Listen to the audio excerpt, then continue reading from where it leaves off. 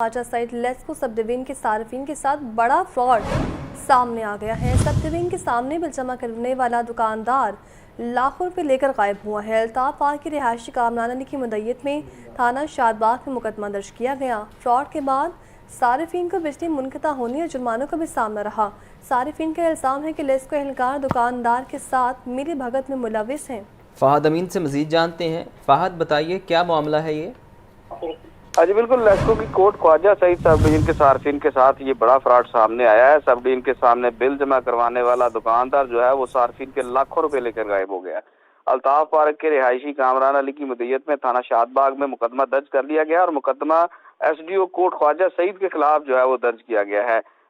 لیسکو درخواست گزار کا کہنا تھا کہ لیسکو عملے نے سب ڈویژن کے سامنے والی دکان سے بل جمع کروانے کا کہا اور فراڈ کے بعد صارفین کو بجلی منقطع ہونے اور جرمانوں کا سامنا کرنا پڑا۔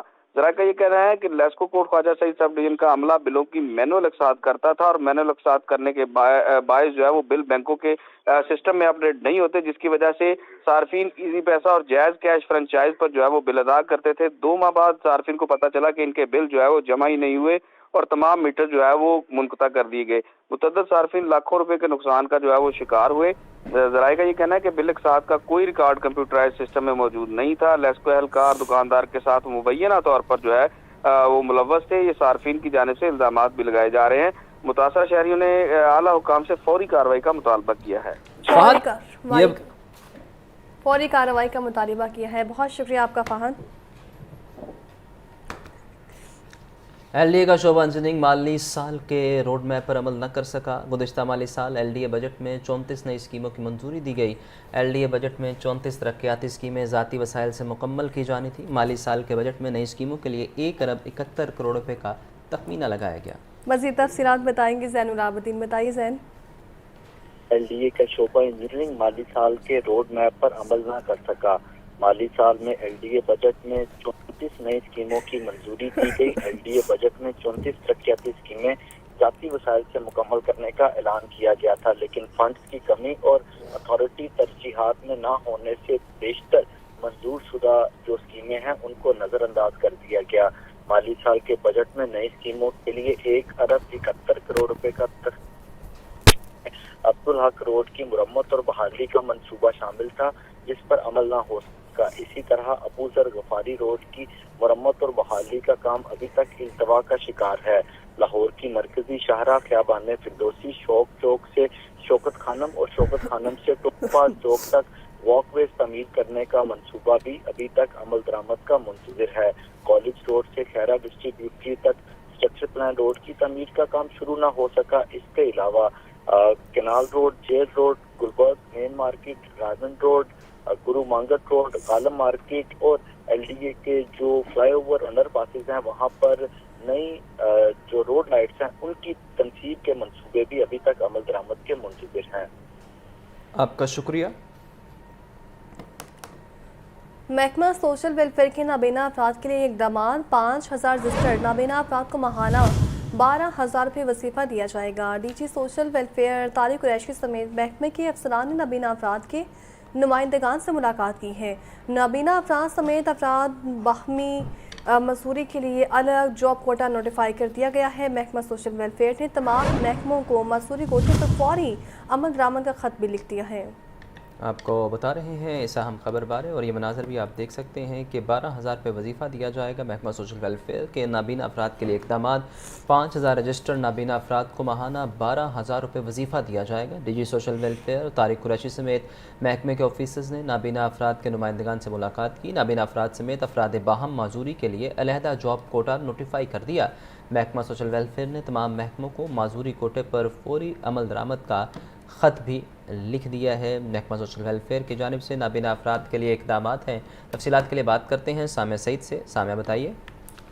بالکل، وزیر اعلیٰ پنجاب نواز شریف کی قیادت میں سوشل ویلفیئر کے اہم اقدام۔ وزیر اعلیٰ پنجاب شریف کے دائر پر کے مطابق 10,000 رجسٹرڈ افراد کو ماہانہ 10,000 روپے وظیفہ دیا جائے گا۔ سوشل ویلفیئر نابینا افراد کے نمائندگان کو اقدامات سے صوبائی وزیر شوکت کی ہدایت پر ان کے اقدامات کے مظاہرین سے فہم و مذاکرات جو ہے وہ بھی جاری ہے اور جو ہے ان کی فلاح و بہبود आपका शुक्रिया सामिया।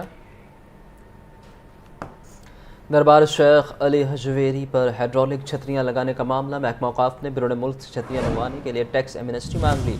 वज़ीर मजहबी अमूर चौधरी शाफ़ी हुसैन की हिदायत पर पंजाब काबीना को ख़त लिख दिया गया। ख़त में सूबाई काबीना से छतरियों को टैक्स से छूट दिलाने की अपील, छतरियों की तनसीब का वादा नायब वज़ीर आज़म इसहाक़ डार ने साल 2024 में रस्म चादरपोशी के मौका पर किया था। इसी पर बात कर लेते हैं हमजा खुर्शी से। बताइए हमजा। तो देखें, हजरत अली बिन उस्मान अल मरूफ दाता साहब के मज़ार पर हाइड्रोलिक छतरियाँ लगाने का ये मामला है। महकमा औक़ाफ़ ने बैरून मुल्क से छतरियाँ मंगवाने के लिए टैक्स एमनेस्टी मांग ली है। महकमा औक़ाफ़ की जानिब से सूबाई वज़ीर मजहबी अमूर चौधरी शाफ़ी हुसैन की हिदायत पर सेक्रेटरी औक़ाफ़ डॉक्टर ताहिर रज़ा बुखारी ने पंजाब काबीना को खत लिख दिया है। जबकि लिखे गए खत में सूबाई काबीना से दरख्वास्त की गई है कि छतरियों को टैक्स से छूट दिलाई जाए। जबकि छतरियों की तनसीब का वादा अगर मैं बताता चलूँ तो नायब वज़ीर आज़म इसहाक़ डार ने साल 2024 में रस्म चादर पोशी के मौका पर किया था। जबकि इसमें लिखा गया है कि छतरियों की तनसीब का काम नेस्पा के सुपुर्द है, जिसने लागत का तखमीना 3 अरब रुपए लगाया है। इन अखराजात में बड़ी रकम टैक्सेस बशमूल एक्साइज और कस्टम ड्यूटी हैं, जिनका अंदाजा जो है वो 95 करोड़ के करीब बताया गया है। जबकि महकमा औक़ाफ़ ने पंजाब कैबिनेट से वफाक की जानिब से लगाई जाने वाली कस्टम ड्यूटी और टैक्सेस में इस्तिस्ना मांग लिया है और इसका खत जो है वो काबीना को भिजवा दिया गया है। जबकि सूबाई काबीना इसी हवाले से अगर मंजूरी देगी तो फिर वफाक को एक खत लिखा जाएगा जिसमें इन छतरियों के टैक्स पर इस्तिस्ना की जो है वो दरख्वास्त की जाएगी। जबकि सूबाई काबीना की जानिब से वफाकी काबीना को ये खत लिखा जाएगा जिस पर ये टैक्स जो है वो माफी की दरख्वास्त की जाएगी। जबकि अभी तक की जो मालूमात है उसके मुताबिक ये हाइड्रोलिक छतरियाँ जो है वो उन पर तकरीबन 95 करोड़ के करीब जो है वो टैक्सेस लगेंगे, जिनको इस्तिस्ना देने के लिए खत लिखा गया है। जबकि ये छतरियाँ लगने के बाद जो है वो दाता साहब आने वाले लाखों ज़ायरीन को जो है वो इन छतरियों से छांव फराहम होगी। ठीक है, बहुत शुक्रिया आपका। गैर मुल्की जापानी ग्रांट से शहर की 3 यूनियन काउंसिल्स को मॉडल यूनियन काउंसिल बनाने का मंसूबा, वासा ने जापानी ग्रांट के मंसूबे को ही बंद कर दिया है। वफाकी हुकूमत ने 3 मॉडल यूनियन काउंसिल्स के लिए फंड्स की मंजूरी दी थी। 4 साल बाद भी वासा इंतजामिया इस मंसूबे पर काम का आगाज़ न कर सकी। इससे पर बात कर लेते हैं ज़ैनुल आबदीन से। बताइए ज़ैन। शहर लाहौर में वाटर सप्लाई और सीवरेज सिस्टम को अपग्रेड करने के लिए गैर मुल्की जापानी ग्रांट से लाहौर की 3 यूनियन काउंसिल को मॉडल यूनियन काउंसिल बनाने का मंसूबा माजी में बनाया गया था, मगर वासा इंतजामिया की तरफ से जापानी ग्रांट के मंसूबे को ही बंद कर दिया गया है। वफाकी हुकूमत ने 3 मॉडल यूनियन काउंसिल के लिए फंड्स की मंजूरी दी, लेकिन 4 साल बाद भी वासा इंतजामिया इस मंसूबे पर काम का आगाज न कर सकी। वासा ने फंड्स के हसूल के लिए वफाकी हुकूमत से रुजू ही नहीं किया। यही वजह है कि मौजूदा हुकूमत ने भी 3 मॉडल यूनियन काउंसिल का मंसूबा मुकम्मल तौर पर बंद है। इन 3 यूनियन काउंसिल को मॉडल बनाने के लिए टेंडर प्रोसेस का आगाज किया गया। वासा ने जनवरी 2022 को मंसूबे के लिए कॉन्ट्रैक्टर से बिड वसूल करने की तारीख दी। टेंडर प्रोसेस में इजहार दिलचस्पी न होने और फंड्स की अदम फराहमी की वजह से ये मंसूबा बंद हुआ।